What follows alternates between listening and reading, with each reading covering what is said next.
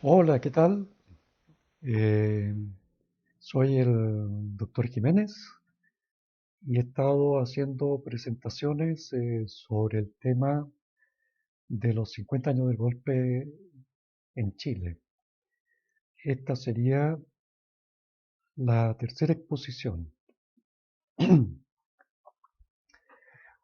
Eh, los contenidos de este trabajo son originalmente elaborados en mi experiencia en el FASIC, Fundación de Ayuda Social Cristiana, trabajando con personas afectadas por la violencia política durante el periodo eh, de los años 90, es decir, con gente de la resistencia. El primer libro de 1993 es este que está acá, de manera que ya serían 30 años. Y posteriormente, en el 2009, este otro libro, que tiene un capítulo que profundiza en eso. En las dos ponencias anteriores, habíamos quedado en que el ser humano tiene distintas dimensiones y una de esas dimensiones es el pensamiento, con el que eh, se forma una idea de la realidad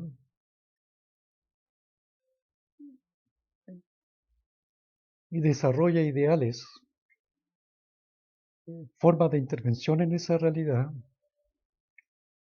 que cambian entonces el entorno, que cambian el mundo en favor de sus necesidades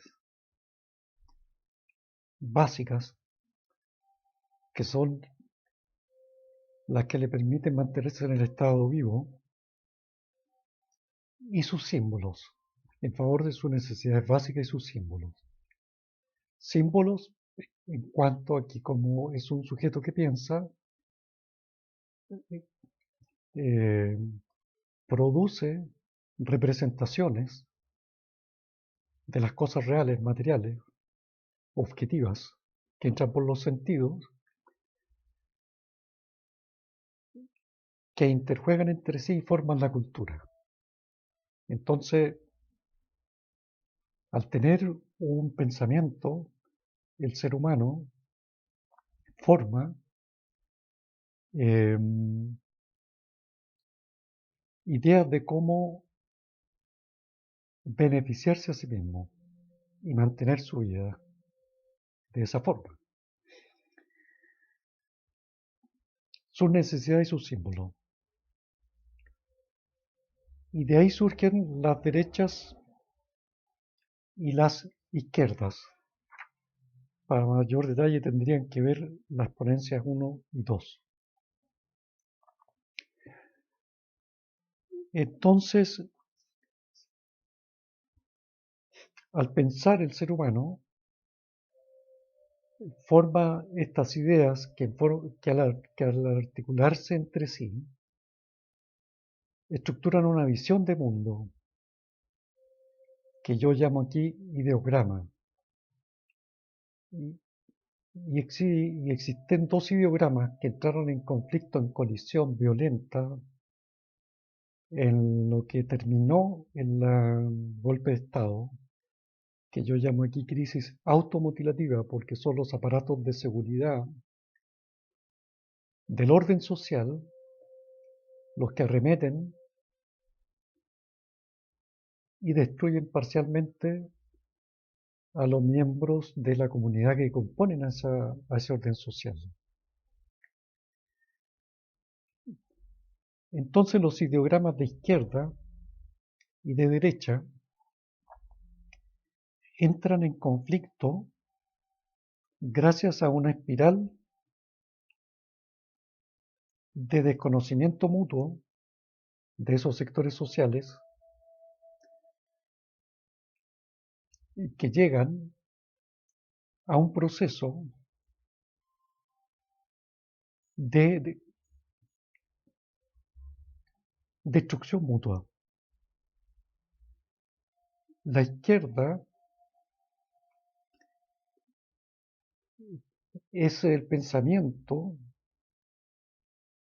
que surge de los sectores marginados del sistema post-revolución industrial, con sus líderes intelectuales y fuente de este planteamiento, que sería Engels, Marx y Lenin posteriormente,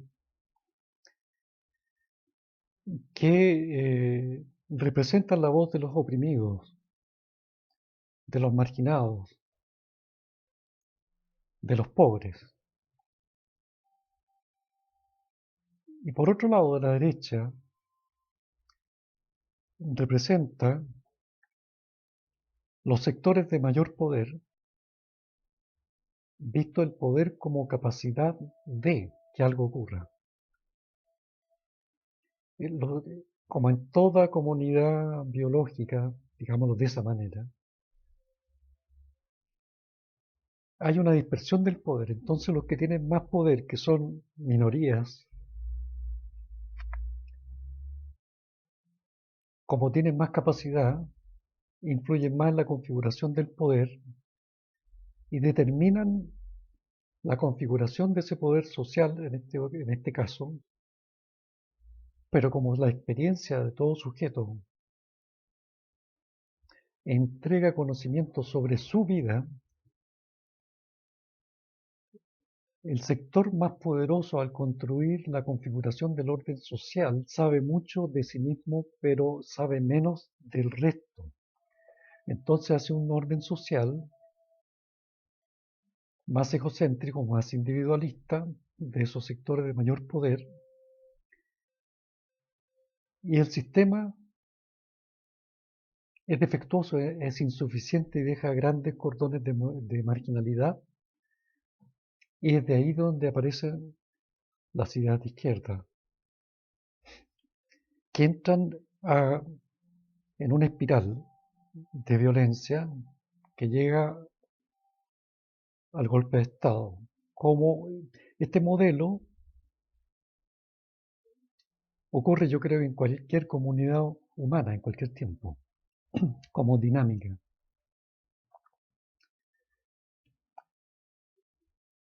Vamos a tener que decir algo sobre teoría de la formación del desarrollo psíquico para avanzar en este punto. La, la persona en su primera etapa no tiene una distinción entre lo que es él y lo que es el mundo externo. Entonces, porque todavía no está capacitado, no ha madurado su sistema nervioso, ni las experiencias que lo hacen madurar. Entonces, lo que posteriormente será el yo, en ese momento, es reemplazado, por decir así. El papel de lo que posteriormente será el yo, en que se reconoce como un individuo, en ese momento lo forman su dotación genética, por decirlo así, que se configuran o se manifiestan como sus instintos básicos. Sus instintos lo guían en su relación con el mundo en ese momento, sin que sepa siquiera distinguir que hay un individuo que es él y un entorno compuesto con personas, cosas y circunstancias que no son él, pero que están en vínculo con él. Entonces sus instintos y sus deseos, representados por esos instintos,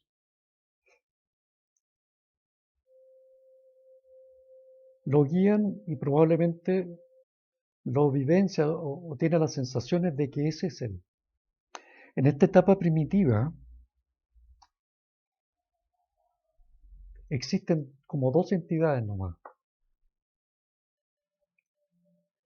Él representado por la satisfacción de sus necesidades que lo mantienen vivo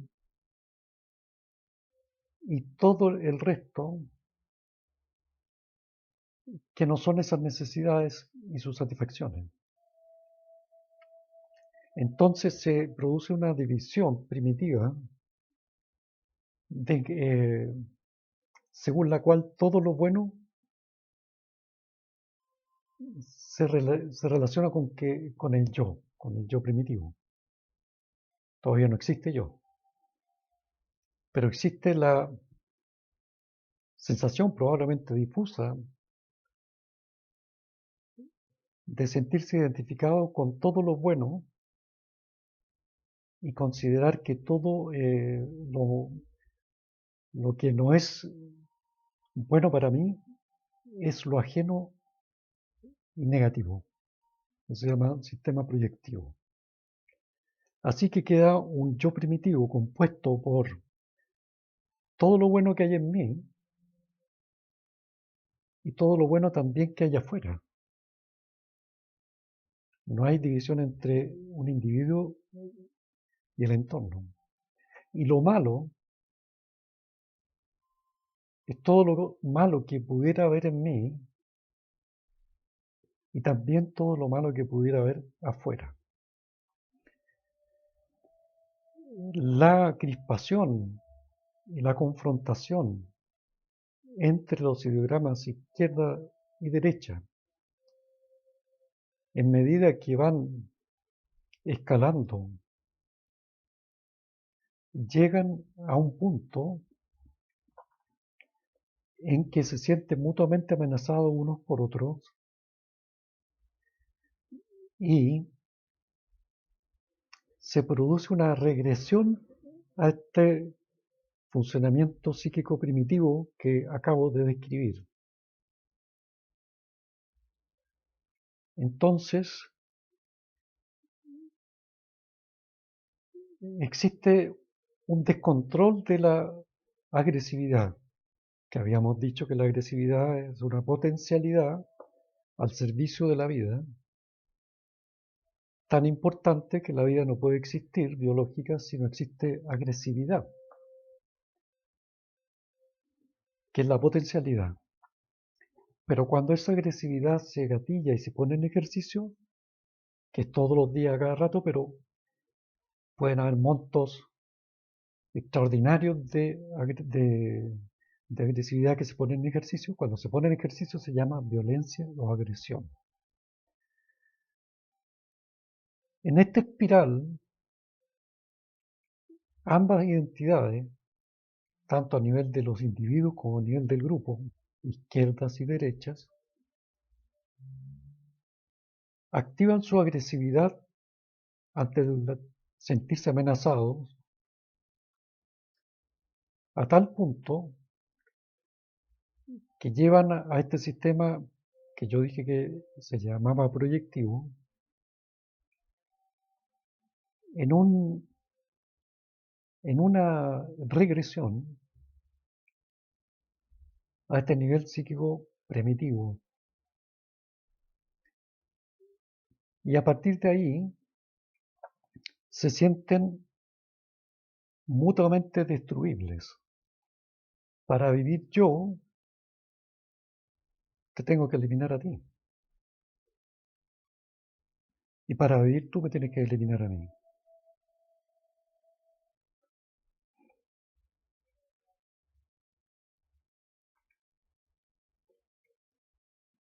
Y allí vamos a entrar a lo que fue entonces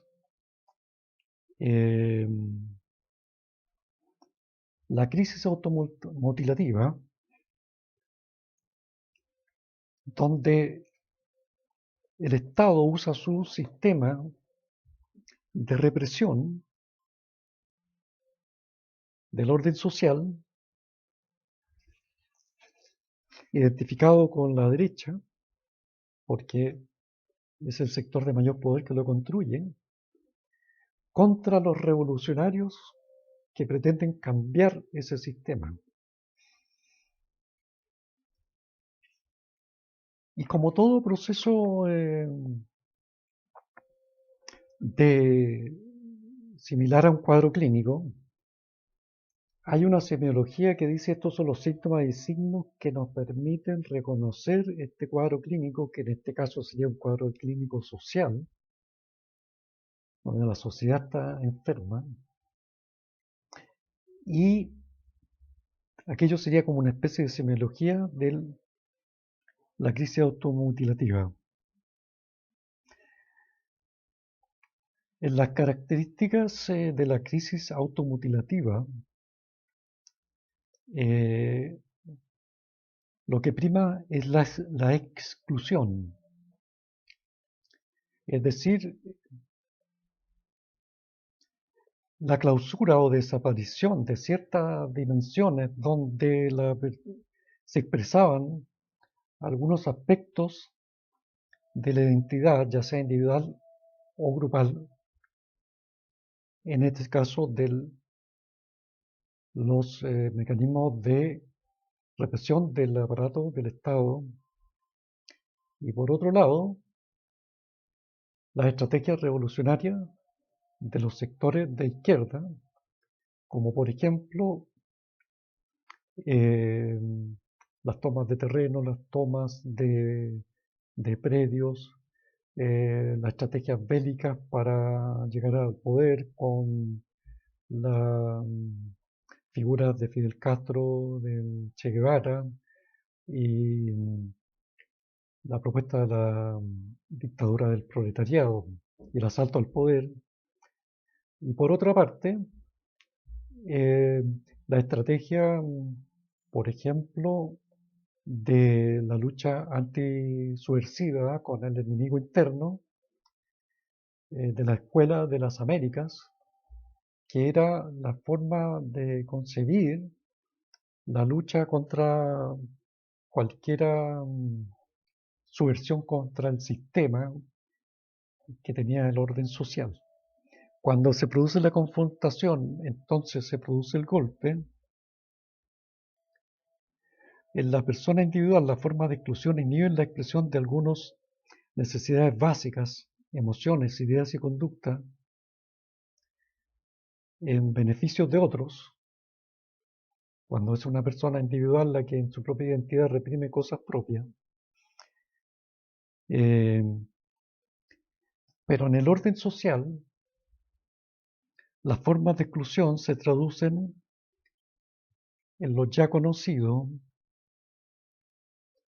de restricciones en la actividad política de ciertos grupos, por ejemplo los de izquierda, censura en la información, exoneración, disolución del Parlamento, encarcelamiento de líderes, ejecuciones sin debido proceso, con desapariciones o sin desaparición de los cuerpos, eh, tortura, etcétera. Cierre del Parlamento.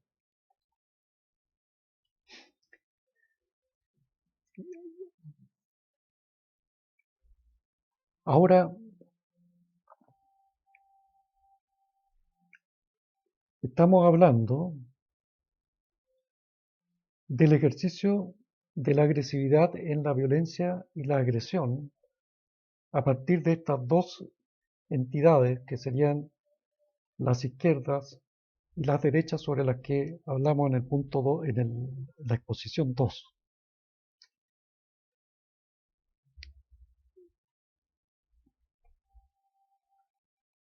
¿Qué pasa con estas dos violencias? ¿Cómo las podríamos socioanalizar, ya que esto se llama socioanálisis?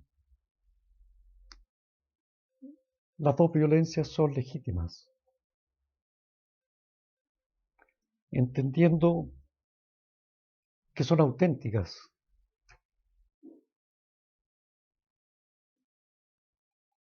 porque la agresividad existe como una defensa de la vida, sin la cual ésta no podría realizarse, y se gatilla en violencia o agresión cuando esa vida se pone en peligro o por tratar de sustentar esa existencia, esa vida. Y como somos una especie que piensa y desarrollamos una ideología, que yo llamo ideograma, con el cual comprendemos el mundo, y se formaron un ideograma de derecha y un ideograma de izquierda, que entraron en una espiral de desconocimiento mutuo hasta considerarse mutuamente destruibles, cuando en realidad forman parte de una misma comunidad. Eh, en los dos casos operó, en los dos casos de derecha y de izquierda, operaron, observamos, se dan formas legítimas de violencia y de agresividad. Esto puede contradecir la opinión pública común de la política, pero yo pienso que es absolutamente correcto desde la ciencia, entre comillas, desde la cual yo lo estoy tratando. No es que la violencia legítima sea de izquierda, no es que la violencia legítima sea de derecha. Las dos violencias en pugna son legítimas y es poder de destructividad, porque así funciona.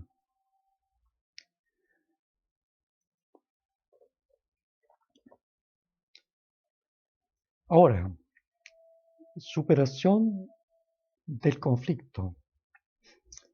Pero primero unas palabras sobre la violencia o la agresión como forma de expresión de la agresividad, que es una potencialidad para la vida. Eh,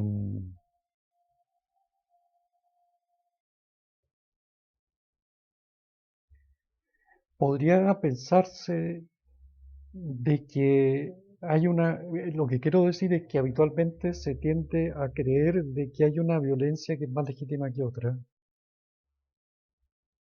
Y hay muchas cosas fuera de este conflicto político en que la violencia no es bien comprendida, y a consecuencia de eso, de que no es bien comprendida, se maneja en forma arbitraria para favorecer a ciertos sectores o ciertas posiciones o ciertos pensamientos, y lleva a mayores injusticias, por decir así. Cuando se gatilla la agresividad, la violencia y la agresión pueden llegar a niveles que habitualmente no consideramos que existen en los individuos y existen en la sociedad, hasta que los vemos. Habitualmente lo asociamos con personas anormales o enfermos o delincuentes. Y es así, de verdad. Está bien eso. Pero como dispositivo biológico existen en todos, y en situaciones particulares en que se acicatea esta respuesta destructiva puede llegar a niveles de como estamos hablando. Ya sabemos, por ejemplo, de la Segunda Guerra Mundial, ya sabemos en las batallas del pueblo mapuche, que pierde definitivamente su civilización. ¿Cuánta violencia hay ahí? No es una persona, es una sociedad que a consecuencia de los devenires sociales pierde su condición de independiente. Es las violaciones que ocurren, es la guerra misma. Entonces existen ciertas dificultades para manejar con transparencia el concepto de la agresividad como potencialidad y su ejercicio de la violencia y la agresión. Si, la violación es violenta, la tortura es violenta, la desaparición es violenta. Cuando existen guerras, por ejemplo, y entran luego los soldados desquiciados y pueden producir violaciones y asesinatos y saqueos, etcétera, como los ejemplos que he dicho, y decimos, bueno, esto no puede ser, no puede ser aceptable. Para eso se formó los derechos humanos después de la Segunda Guerra Mundial y la Organización de Naciones Unidas, etcétera, el juicio de Nuremberg. Pero en el fondo queremos ponerle límite a la violencia, lo que está bien. Pero violaciones, saqueos, torturas, a las cuales le queremos poner límite, no dejan eh, el intento de ponerle límite a la violencia no deja fuera la guerra. Entonces nos parece muy grave la violación, nos parece muy grave la tortura, nos parece muy grave las desapariciones. Pero por otro lado toleramos como una forma de ser de la vida de las comunidades sociales la guerra. Y hay cerros de muertos, de cientos de miles de muertos y hasta millones de muertos, y convivimos con que eso no lo podemos controlar. Y es así.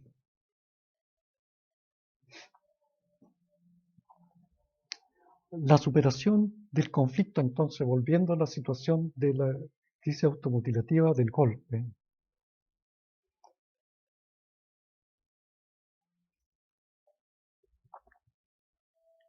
la reparación. Una vez ocurrido el golpe de Estado, con todas las agresiones y la semiología que acabo de hacer de la crisis automutilativa, con las torturas, exoneraciones, desapariciones, etc., viene el concepto de reparar. Cuando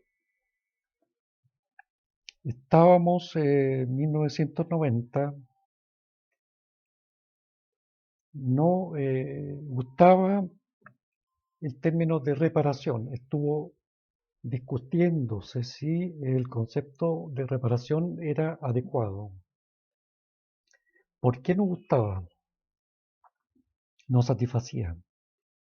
Porque reparar en la izquierda, en los afectados los más afectados por la violencia política. Ni el Partido Comunista, Partido Socialista, Frente Común Lautaro. Porque reparar llevaba al término a asociar con que había un orden social o había un conflicto que había que reparar y por lo tanto significaba volver a hacerlo funcionar como estaba. Y no se necesita solamente reparar, porque había habido un proceso revolucionario tendiente a cambiar las condiciones de vida de ese orden social porque se consideraba inadecuado e injusto. Por tanto, no podría ser reparar. Tenía que ser más que eso. modificar. Y también porque reparar fue un término que surgió de las entidades de salud que asistían a las personas que estaban afectadas por la dictadura, que era gente de izquierda. Esto está asociado con el término de víctima de la dictadura, que también era motivo de rechazo, porque las personas que estaban siendo afectados por la dictadura, por la violencia política, no se sentían representados por la palabra víctima, que era una forma débil de autodefinirse.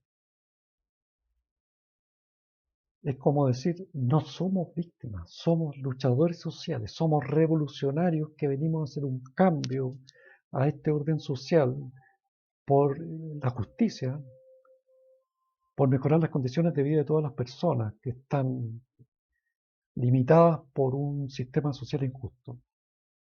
Entonces la cosa era luchador social. Posteriormente se produjo este cambio en que efectivamente se los comió la palabra víctima.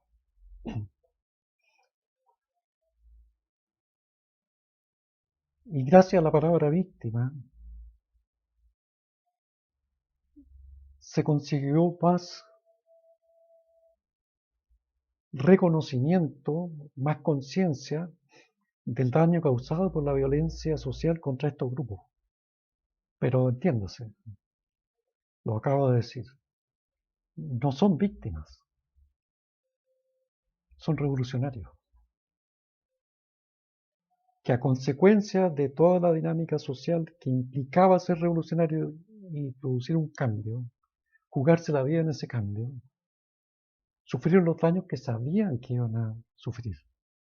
Estoy diciendo lo que la experiencia directa que he tenido tratando con ellos y obviamente conociendo el tema.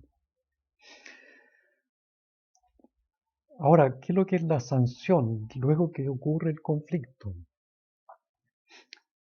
La cuestión es que si los que produjeron los daños van a tener sanción o van a tener castigo.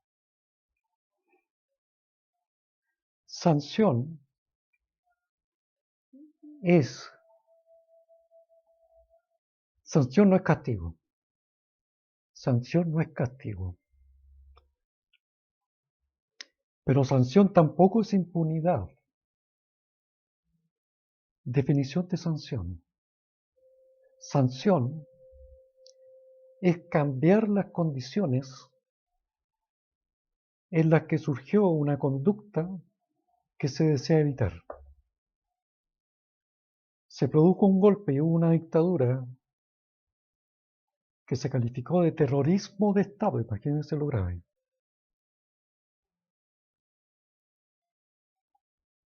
Todos esos hechos indeseables que se produjeron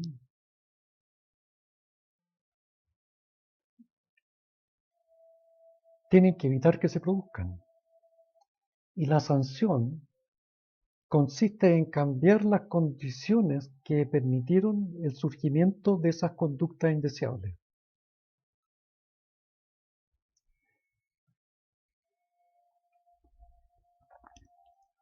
Y esta sanción de cambiar las condiciones para que estas conductas no se vuelvan a ocurrir, que les sea, entre comillas, imposible ocurrir, que les sea imposible volver a nacer, a surgir, se tiene que hacer sobre las personas, y ahí están eh, las acusaciones judiciales y las sentencias sobre los culpables, como contra las instituciones. La sanción de cambiar las condiciones para que no vuelvan a ocurrir las conductas que se desean evitar tiene que ser sobre la persona individual y sobre las instituciones. Como ejemplo paradigmático, los más involucrados en estas violencias, los instituciones armadas y los tribunales, las instituciones judiciales.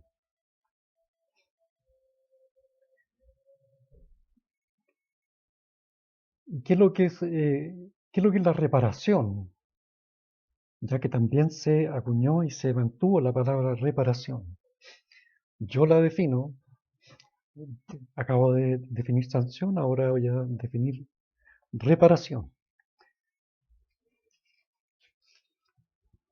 Y reparación es el conjunto, reparación es el conjunto de acciones necesarias para superar el daño en todos los niveles que sea necesario. Por eso que cuando hablo de sanción,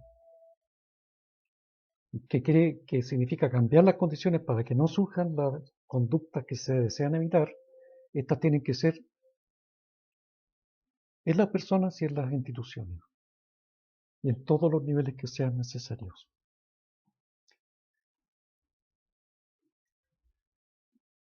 Ahora me voy a referir a duelo, culpa.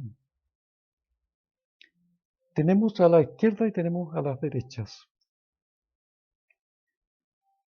Para la superación del conflicto, tiene que haber un duelo,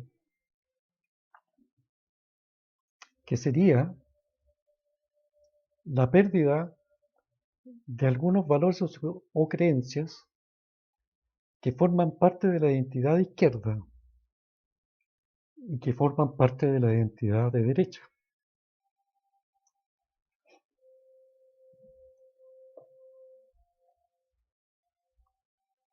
Porque en el ejercicio de su identidad de ser de izquierda y en el ejercicio de su identidad que es ser de derecha, identidad es como la forma de desenvolverse en la vida contra la persona, con las personas, cosas, circunstancias, porque se tiene una visión de mundo. En esa identidad hay una serie de creencias que guían el actuar de esa identidad, la izquierda, la derecha. Y como ser de izquierda, lo escribí un poco más adelante en esta ponencia, y ser de derecha implicó una serie de daños y sufrimiento al orden social sobre el cuerpo y la realidad concreta de muchas personas. Y esos valores o creencias no se tradujeron en beneficios, sino que en daños. Es necesario que aquellas creencias, valores y creencias, y las conductas que prescriben esos valores y creencias sean abandonados, se produzca un desprendimiento de ellas. Entonces la izquierda tiene que hacer un duelo y la derecha tiene que hacer un duelo de la pérdida de ciertos valores o creencias que eran propios de izquierdas y ciertos valores o creencias que eran propios de derecha, que estuvieron involucrados en el conflicto crítico que terminó en el golpe de Estado. ¿Y qué es lo que pasa entonces cuando hay un duelo de la izquierda? En este caso salió la izquierda eh, renovada.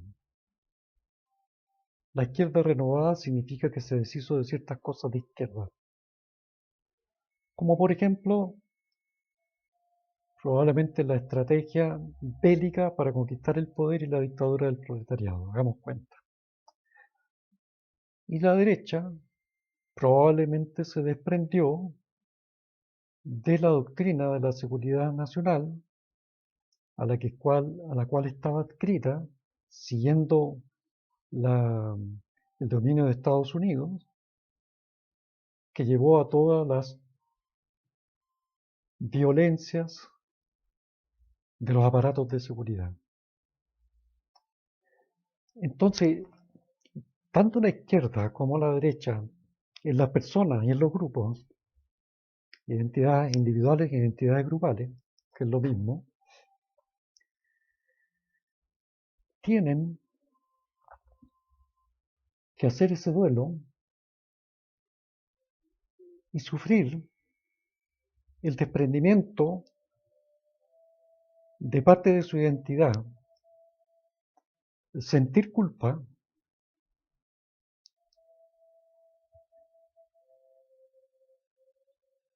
por ser afectado en su integridad, pero mantener su continuidad en ese desprenderse de ciertos valores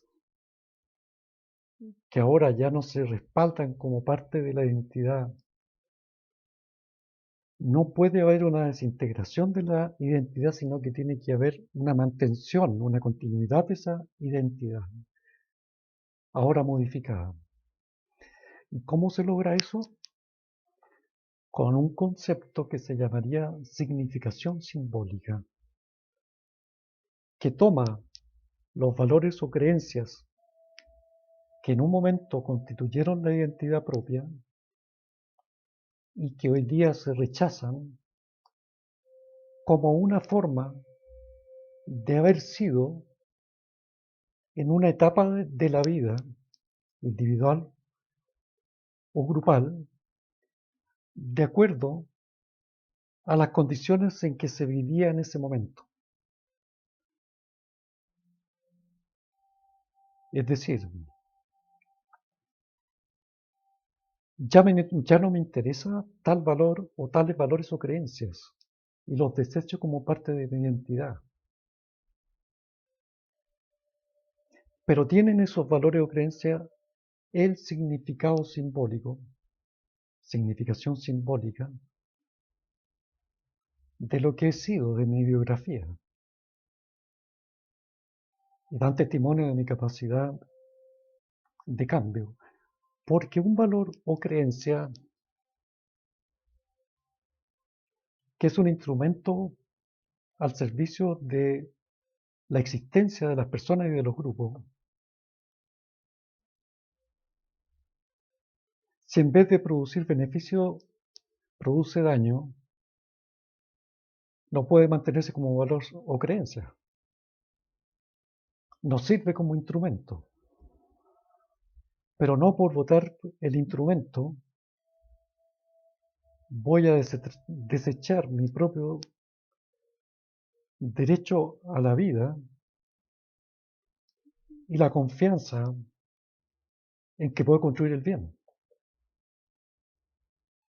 Ese fui yo entonces, porque creí en eso, pero ahora no. Pero eso queda como significación simbólica de lo que ha sido mi historia. Así que tanto la izquierda como la derecha tienen que hacer duelo y sentir culpa. Ahora, culpa no es corresponsabilidad. Las personas pueden sentir culpa, como estamos hablando, porque tienen una identidad consistente y pueden haber participado en más o en menos en los hechos de la conflagración. Hay otros que no participaron en absoluto, que no son ni siquiera políticos.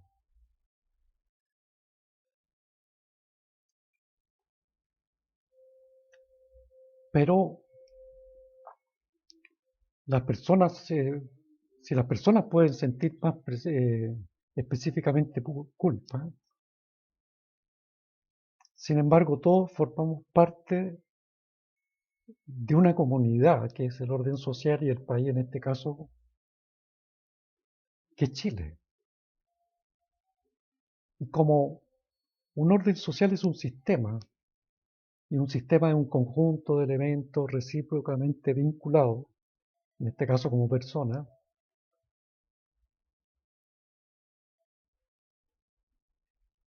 compartimos la vida que nos toca porque formamos parte de ese sistema. No participamos de la violencia, no fuimos torturadores, no fuimos revolucionarios, no somos políticos, pero somos corresponsables de la sociedad chilena. Entonces, continuando con esto de que tanto las identidades individuales y las identidades grupales como los partidos políticos, movimientos, etcétera, políticos, tienen que hacer duelo, tienen que sentir culpa, especialmente las personas que han participado. Tiene que haber reparación y tiene que haber sanción, que no es lo mismo que castigo. A eso le agregamos que la culpa no es lo mismo que corresponsabilidad, y en la corresponsabilidad se considera todo y en la culpa se considera a lo mejor personas más individuales. En esta etapa de conciliación, que yo no le voy a llamar reconciliación para no caer en eso de que vamos a reconciliarnos volviendo a como éramos antes, porque probablemente el ser humano en su lucha por el bienestar nunca ha estado verdaderamente conciliado, nunca ha tenido un orden social conciliado. Eh, en esta vuelta a la conciliación, para salir del conflicto, que está asociado con cómo estamos a 50 años del golpe,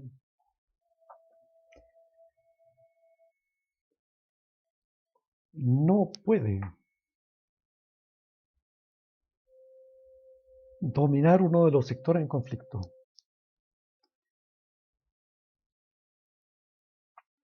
No puede haber una supremacía moral de la izquierda, ni puede haber una supremacía moral de la derecha, aunque ambos, como ideogramas, como ideologías, en su comprensión del mundo, creen tener la verdad de lo que es justo, y eso los llevó a sus propias posiciones.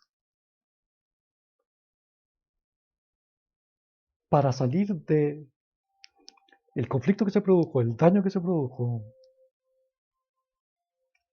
a lo que sería algún grado de normalización posterior a esa ruptura. No puede haber el predominio de un sector en la construcción de los nuevos valores o creencias que nos van a permitir que se termine la disociación, que se termine la escisión, que se acabe eh, el mecanismo regresivo de tipo proyectivo que nos llevó a creer que nuestra vida dependía de neutralizar a través del daño y de la muerte de el otro que lo consideraba como enemigo.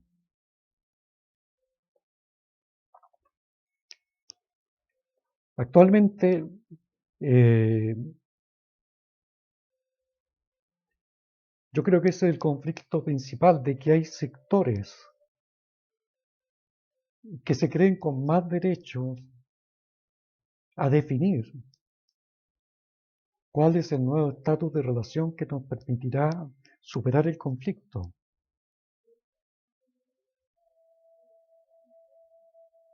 Lo que pienso que es un problema.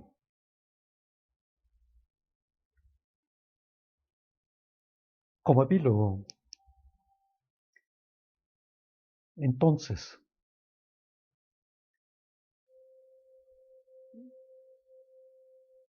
nosotros como entidades biológicas de un planeta, de ahí partimos, somos del cosmos, pertenecemos a un planeta que es de nuestra, de nuestra galaxia, ese planeta se llama Tierra, y sabemos lo que es la naturaleza de la Tierra, la naturaleza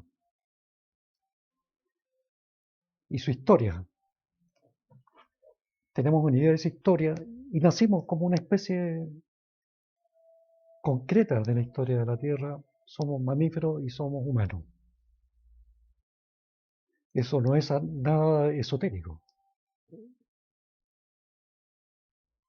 absolutamente concreto y real a los conocimientos del ser humano. Y ya dimos todas las características que tenía ese ser humano,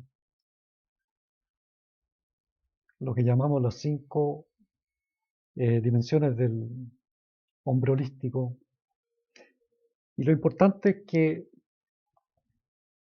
existe el pensamiento. Y el pensamiento trata de interpretar el mundo en que el ser humano vive, pero en ideas. No es la realidad. El pensamiento no es la realidad. Las ideas pertenecen al mundo imaginario. Son en realidad las ideas, pero como representación de lo real, del mundo concreto real. Las ideas son un espejo que el ser humano crea, donde supone que la realidad del mundo se va a mirar y va a verse tal cual es. La realidad no se ve tal cual es en el espejo de la mente humana.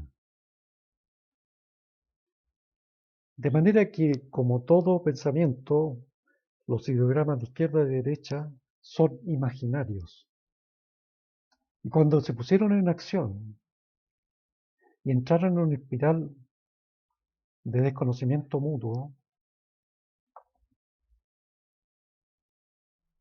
cayeron en un sistema muy primitivo de pensamiento y se trataron mutuamente de destruir, como si en la creencia de que cada uno de ellos sí tenía la verdad. Y repito, ninguno tiene la verdad, porque lo real no cabe en la mente.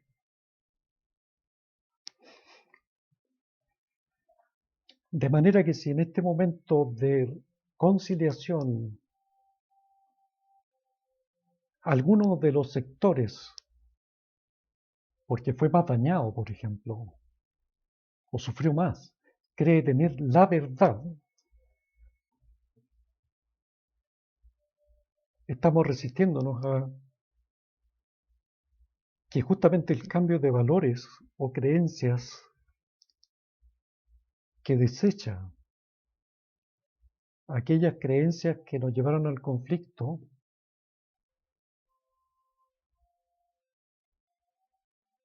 no deban también desechar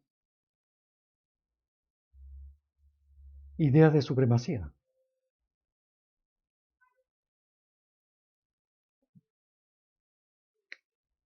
Un sistema social entonces, en cuanto a que somos un sujeto de la vida natural, que necesita sobrevivir en forma activa para no morir, enfermar y morir, debiera hacer órdenes sociales, una convivencia que permitiera lo más posible satisfacer las necesidades básicas y sus símbolos en vista que tenemos cultura, como dije, y así evitar el gatillaje de la agresividad para defender la vida, que es el mecanismo normal con el que funcionamos.